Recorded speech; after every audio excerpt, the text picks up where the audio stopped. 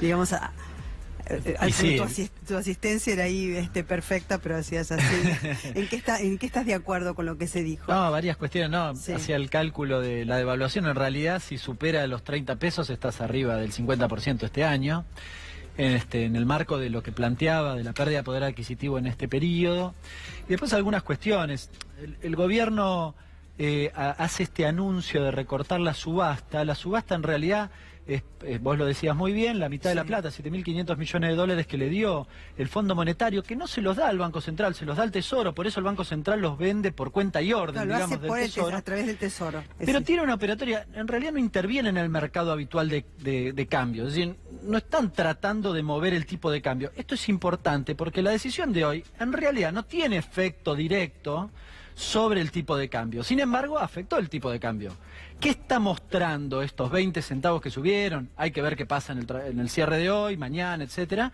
Pero está mostrando desconfianza. El gobierno aparentemente decía, bueno, hay menos ventas, aparentemente hay menos interés en el tipo de cambio, en el dólar, básicamente, con lo cual nos damos la posibilidad de recortar una parte de la liquidación. Otra mirada es decir, están recortando esos 100 millones porque tal vez tienen preocupación de incumplir con alguno de los acuerdos o de las pautas que les puso el Fondo Monetario Internacional y por lo tanto están dosificando esa plata, básicamente. Claro, que no es para controlar el tipo de cambio. Bueno, digamos. han vendido casi 3.000 millones de dólares a esta altura del partido. Sí. A esta velocidad, dentro de un mes y medio, gastaste los 7.500 y ¿qué pasa? Sí, para algún salvavidas, digamos, sí, pero no es para todo. ¿A qué me refiero con esto? Que antes el Banco Central intervenía, nosotros con la llamada flotación sucia, como llaman ustedes los economistas, que tenían la posibilidad del Banco Central de hacerlo, no con una flotación libre, digamos. Y es verdad que antes lo hacía el Banco Central directamente y ahora las licitaciones se hacen a través del Tesoro, digamos. Sí, las hace el banco porque no puede hacerlas. Por supuesto, las hace el banco, digamos, operativamente. Claro. Pero vos decís, no es para controlar el tipo de cambio, porque la flotación está libre. Claro, se supone que es así. No es para controlar a cuánto está el dólar. Exacto, se supone que Entonces, es así. ¿para qué es? Vos lo decías muy bien. A ver, el fondo no te puede decir, yo te doy la plata y hacé lo que quieras. No. Con lo cual, ¿qué le digo? Primero le dijo eso. Si te presto plata, no te dejo hacer lo que quieras. Primero a ver dijo, si te veo en el shopping por acá cerca comprándote algo. Exacto, y se te fuga la plata por turismo, etcétera, etcétera. Primero le dijo igual, no intervengas en el mercado, ¿no? Ahora, ¿qué pasó? Le dijo eso y automáticamente subió el tipo de cambio en esos 3 días subsiguientes de que le dijo que no intervenga en el tipo de cambio. Porque no alcanzó. Porque antes intervenía el Banco Central, tenías las tasas de interés de las LEBACs muy altas y ahora, ¿cuál sería el instrumento para tener un tipo de cambio, digamos, más controlado? El fondo le buscó esta vuelta, que estrictamente no es la intervención del Banco Central en el MAE, en el mercado de cambios, pero básicamente opera, digamos, hay una oferta adicional que la hace por fuera y para algunos jugadores. Es exclusivamente para los bancos. Yo no puedo ir a comprar en la subasta. No. Bien, ninguno de nosotros puede ir a comprar. Por eso decía que esa modificación del monto, en principio, no está afectando el MAE, el mercado abierto, ¿no? ¿Por qué tiene efectos sobre el tipo de cambio? Que ya lo tuvo. Bueno, pues es una señal de desconfianza. Lo que estaba pasando es que evidentemente el inversor no está cómodo donde está y ve que en esa medida, bueno, el gobierno quizás hace eso, al día siguiente hace otra cosa, quizás eso dispara finalmente el dólar, entonces más vale que yo compre hoy. ¿Y puede disparar el dólar? No, porque si en vez de licitar 100 millones de dólares, después licitas 75, después licitas 50, cada vez tenés menor intervención. Sí, efectivamente, puede tener un impacto. El gobierno dice que no, ¿por qué? Porque dice que que la demanda de dólares en este último tiempo había bajado, sobre todo en la última semana, que en el mercado no habían sido más de 400 millones por día, con lo cual, bueno, si nos atenemos a eso podría ser así. A mí me parece un poco osado. Algo decía Batakis además, la política monetaria es una de las políticas que vos podés aplicar, que tiene efectos, porque naturalmente todo esto que estamos hablando tiene efectos. El gobierno actúa en este sentido, pero fíjate que decidió eso, sacó el comunicado y automáticamente subió el dólar. Vamos a ver qué pasa, pero efectivamente la tendencia va a ser al alza, y esto está claro, lo vimos recién. ¿Eso es por la menor intervención, porque licita menos, o porque también, digamos de manera coadyuvante, hay desconfianza? Las dos o cosas. No se sabe qué va a pasar, o hay temor. Las dos cosas, hay 25 y después 50 millones de dólares adicionales, que vos no los tenés en la subasta y los vas a tener en el mercado. Pero a ver, las empresas, los bancos, los que están, digamos, los que mueven los grandes montos, ¿no? No los de la City donde tenemos el móvil que va y compra 50, 100, 200, por ahí porque necesita para viajar, o para ahorro, digamos, para el colchoncito. Digamos, los que mueven las grandes sumas. Ahora, ¿dónde colocan el dinero? Bueno, por eso, lo hacen en la subasta, en el límite que pueden, o lo hacen en el mercado abierto si quieren comprar dólares. Y si no, van a las LEVAC. Ahora, la última licitación, esto es importante, la última licitación que se hizo, que el gobierno en principio salió hecho, digamos, cuando vos escuchabas a los inversores, ¿qué te decían? ¿O qué te asesoraban? Te decían, o inversiones en dólares, o anda al dólar directamente, o inversiones en LEVAC al más corto plazo. Expresaban desconfianza. Por eso, la medida de hoy tiene, por un lado, un aumento de demanda que no puede ir a la subasta y va finalmente al mercado, y eso tiene una tendencia a la suba, pero a la vez genera o pone más de manifiesto esta desconfianza que existe. El gobierno no puede bajar la tasa de interés porque tiene el mismo problema. Claro. Vos lo decías muy bien. Sí. Estamos en 46,5 la de las LEVAC. Si quiere bajarlo, se le escapa de nuevo el dólar, con todos los efectos que ya conocemos. Es decir, no tiene controlada la situación. No puede bajar la tasa de interés la LEVAC, pese a que, digamos, la intención sería bajarla. Por lo menos Duhovne dijo, no ahora, pero no va a poder hacerlo. Pero que te cayó la economía 5,8, si no la bajás. Claro, para que la gente entienda, digamos, lo que significaría entonces esa tasa tan alta de interés, porque si yo no voy a comprar LEVAC, bueno, yo tampoco, vos tampoco, bueno, sé. Pero, digamos, sin que nosotros compremos las LEVACs, de todas maneras es buen negocio. Para el que es buen negocio, dice, yo que voy a poner una fábrica, voy a pagarle a los empleados, voy a correr riesgos. Y yo me pongo el LEVAC, me quedo sentado en el sillón de mi casa y tengo un 47% de rendimiento. ¿Qué más quiero? Ese es el tema, que no va al sector productivo. No va al sector productivo y el gobierno no puede desandar esta cuestión. Bien, vos lo decías también, los encajes están altísimos. Los bancos no pueden comprar o tienen un límite para la compra de dólares. Explicamos que es el dinero inmovilizado que tiene que tener el banco como respaldo, digamos, como garantía de si yo quiero ir a buscar mi plata en algún momento. Claro, al subir ese valor, vos enfrías la economía. O sea, todos los efectos van en contra del crecimiento económico o de la actividad económica, si querés. En un escenario donde la última medición es menos 5,8 en la actividad económica. Es decir, esto lo pone en una disyuntiva al gobierno bastante difícil de resolver. ¿A qué me refiero? En un escenario de escasez de dólares, que tenés el riesgo de que se te escape el dólar, que además tenés las tasas altísimas, si vos querés bajar las tasas, se te escapa y por otro lado no estás creciendo. Y el dato es de mayo, con lo cual junio y julio probablemente también den a la baja. Es decir, en algún momento tiene que activar, el nivel de la actividad económica está muy bajo. A esto hay que adosarle encima políticas que van en contra del consumo. El consumo es el 70% del PBI o del crecimiento, si se quiere. La de las asignaciones familiares afecta finalmente el consumo, la pérdida de poder adquisitivo afecta el consumo, el aumento del transporte afecta el consumo, el aumento de la luz, el gas, etcétera, afecta el aumento de la nafta, todo eso va contra el consumo. Sin embargo, se te escapa el tipo de cambio, tenés inflación, a los trabajadores le va mal, digamos, es un escenario muy complicado. ¿Y qué va a pasar con la inflación? Porque por otro lado, la recesión también, digamos, no va de la mano con la inflación, pero solamente porque no se puede comprar. No se puede comprar porque no hay circulación monetaria, porque no hay movimiento de dinero, digamos, como para que se genere inflación, no hay demanda. A ver, contanos eso porque viste que se ha vinculado la recesión con la inflación, pero la inflación para la baja, de hecho para este segundo semestre. Bueno, evidentemente, esa es una visión ortodoxa de la economía clásica, diría. Sí. Bueno, ¿no?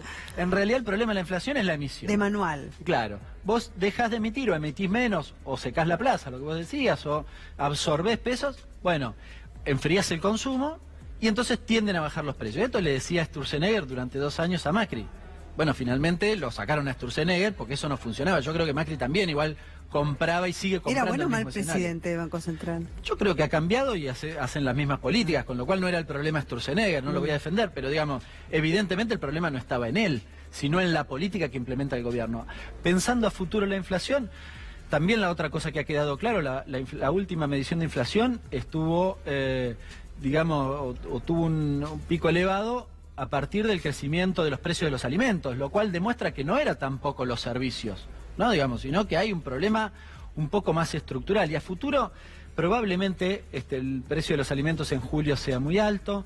Bueno, naturalmente tenés dicen aumento de 2,7% de inflación, ¿no? 2,7. 2,7, hay una proyección. Debería ser un poquito más de 3. Un punto porcentual menos del mes pasado, que fue de 3,7%. Sí. ¿Puede ser ese índice o no? Y yo creo que van a intentar que esté por debajo de 3. Y digo van a intentar porque creo que van a tratar de que el número, van a forzar al número, a obligarlo a que esté debajo de 3, porque es que si la no, verdad, no te dan las cuentas para llegar a 32. Yo saqué la cuenta, bueno, yo no te dan los números. No, la verdad que no te dan los números. Ya pasamos del 16% en el primer semestre.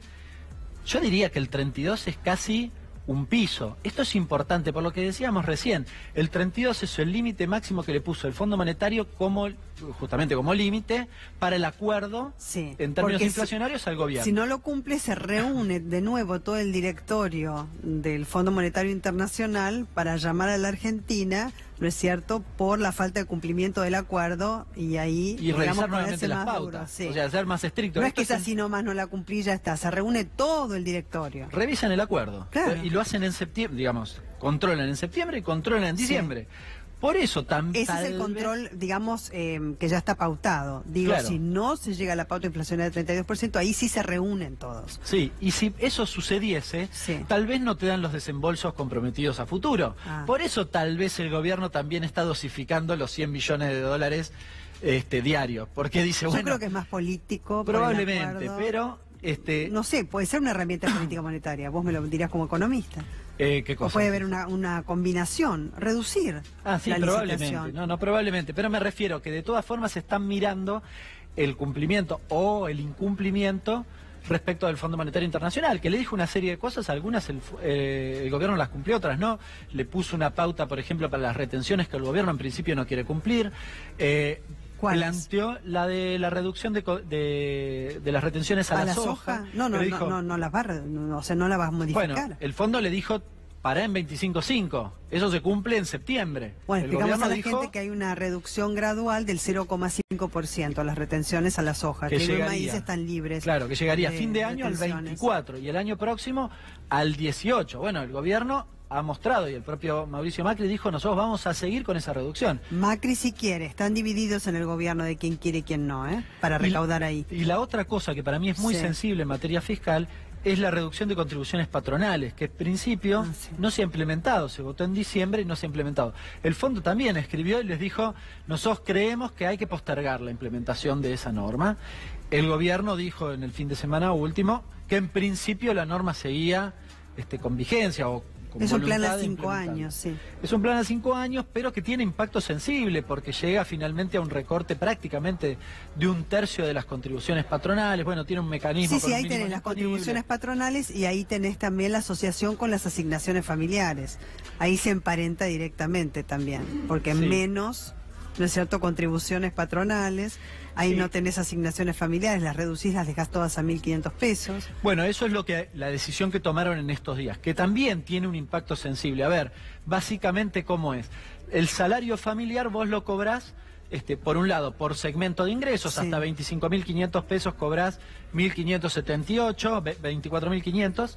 Ahora, un poquito más cobrás un poquito menos de salario, ¿no? Si tenés de salario familiar, si tenés un poquito más de salario. Ahora, además había 4 zonas. Entonces vos vivías en Chubut y duplicabas el salario familiar. Vos vivías en Santa Cruz y era 2,5 más o menos adicional por encima de estos 1.578. Bueno, el gobierno lo cortó. Lo sacó directamente de cuajo, eliminó las zonas. Claro. Con lo cual, si vos vivís en esa zona, el próximo mes, o en realidad en septiembre, cuando lo implementen, vas a cobrar menos de salario familiar. Esto también tiene impacto sobre el consumo. Recién lo mencionaba.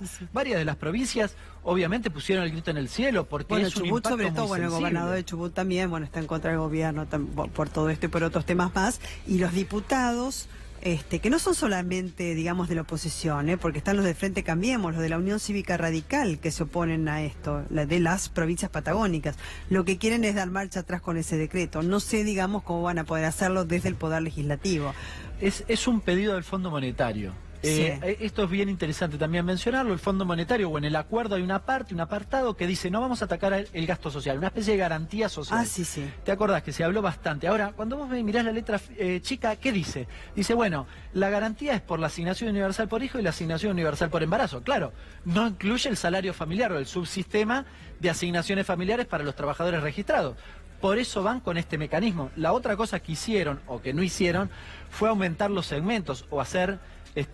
digamos, los topes por los cuales vos percibís el salario familiar no los aumentaron. Entonces, vos aumenta tu paritaria en 10, 12, 15% y quedás fuera del segmento y por lo tanto o dejás de cobrar el salario familiar o cobras menos porque pasás al segmento siguiente. Es muy sensible, el tema ese es muy sensible. Y eso va directamente al consumo. Sí. Y bueno, está el tema también de las tarifas, ¿no es cierto? Con los anuncios de Iguacel, ¿no es cierto? En relación con, bueno, el tope es de 28%, salvo para grandes empresas que va a ser del 40%, en promedio 24,4% de aumento. ¿Qué trajiste? ¿Un gráfico? No, te traje, sí, lo podemos mostrar también. Un gráfico del tema electricidad. Dale, subí un poquito más que está el gráfico. Ahí está, ahí está. ¿Está bien? Ahí está, déjalo ahí. Fíjate. ¿Podés? Esto es incorporando un 25% de aumento. Sí. ¿Bien?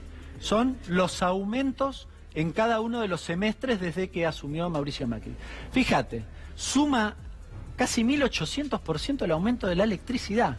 Si vos pagabas 150 pesos a finales de 2015, vas a pagar a finales de 2018 2.428.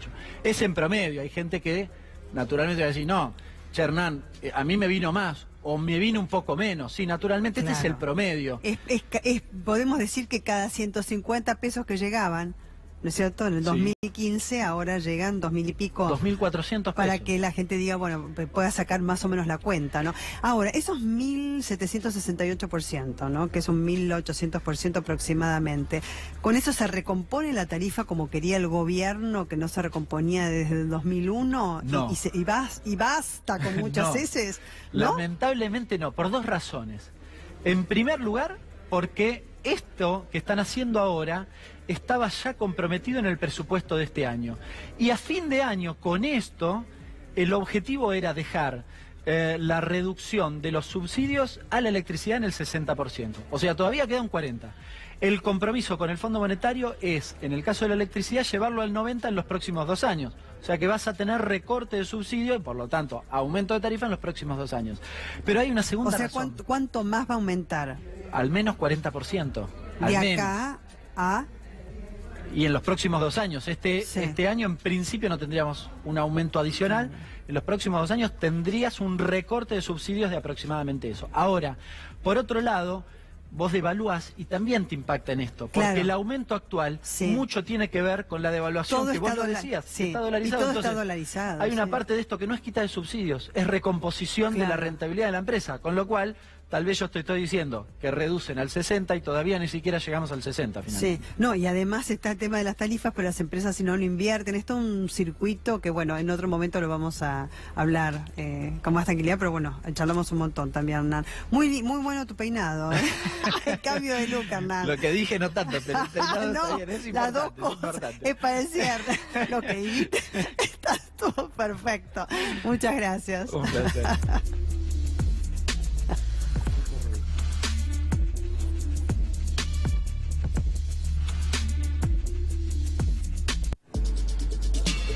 Carito, tenemos hashtag. Tenemos hashtag, no me alcanza para, siguiendo la línea de lo que hablaban Belén con el especialista, tiene que ver con qué empezaste a recortar en casa, cuál es lo que repercute en tu bolsillo. Y lo que empezamos a ver es, por ejemplo, que nos dicen, este año teníamos que comenzar el preparativo de la fiesta de 15 de mi hija. No será lo que esperábamos. Esto lo leíamos hoy temprano, que nos empezaron a escribir, y pensamos en todas las industrias que hay detrás de, por ejemplo, los festejos familiares, de los casamientos. No hay mozos, no hay bebida, no hay salón. Todo esto quizás es un lujo que muchas familias se podían dar y capaz que este año no y el próximo tampoco. Vemos otra de las realidades, tiene que ver con, ya lo miramos, Magda, que nos dice, el salario queda tan desfasado que lo poquito que hayan dado de aumento no logra cubrir los aumentos, la inflación y todo está re caro. Suben todos los días y vas recortando gastos que uno tenía como salir al cine, teatro, comer afuera, lo justo y necesario, nos decía Magda, respondiendo a la pregunta que hacíamos a través de Twitter del C5N. Los puchos, nos dice Patín. ¿Cuánto sale un atado de 20? Más de 60 pesos. Bueno, multiplicado por... Creo que fumo es un fume disparate. 1 por día, un atado. Siga. Bueno, multiplicado por 5, multiplicado por 7, multiplicado por 30. Es un disparate. Es un porcentaje. Bueno, en este caso, este puchito se puede recortar. Sí, ese Para no la está mal. salud, bueno, los que no pueden dejarlo, de a poco se puede ir por ese lado, por el bolsillo. Seguimos con No me alcanza. Para comprarle la leche materna a mi bebé, ni siquiera hablo de una salida al cine. No puedo comprarle leche a mis hijos, nos decían a través de Twitter también. Y Andrea nos dice que los productos, bueno, esto tiene que ver con los productos que uno empieza a restringir. Productos de limpieza para la casa, las cremas para la cara, el 2x1 de una farmacia muy conocida y no voy más al supermercado. Al final, la gente ha vuelto al almacén de barrio. Al final del programa te voy a hablar de los almacenes de barrio y las opciones que tiene la gente para comprar por internet si capaz que le queda muy lejos a la huerta, el almacén, la cooperativa de barrio Sí, que pues, si no, es empieza imposible. a vender desde el productor y sin tantos intermediarios. Lo vemos al final del programa. Y acá no sé si alcanzamos a ver el texto, pero nos decía Susana, vinieron mis nietos de visita, no me alcanza para las milanesas. Nos mandaba una fotografía que quizás en las vacaciones de invierno no le pudo dar a todos sus nietos el plato tan famoso de las abuelas. Milanesa con porque- puré o papas fritas. bueno, y es un plato económico. Era. Dentro de todo. Era. Hoy nada es económico. no. Nada que sea alimento es económico. Sí, y hablando de eso, también, bueno, al final vamos a tener otro mensaje que tiene que ver con la comida. Dice, Diego, aumenta internet, el abono del celu, lo que sea, y nadie dice nada, es verdad. A veces recibimos cuánto nos aumenta el abono del celular y qué sé yo, pero nos preocupa la luz. Porque no la podemos medir, no podemos ver cuánto estamos gastando. Y dice, y gritan como chancho atado con alambre. Bueno, y hablando de comida, acá nos dice que no Me hace un puede. saludo urgente Vaya, la Cámara de Diputados. vaya tranquilo. Habla el diputado Leopoldo Moró. Vamos urgentes. Informe el jefe de gabinete Marcos Peña.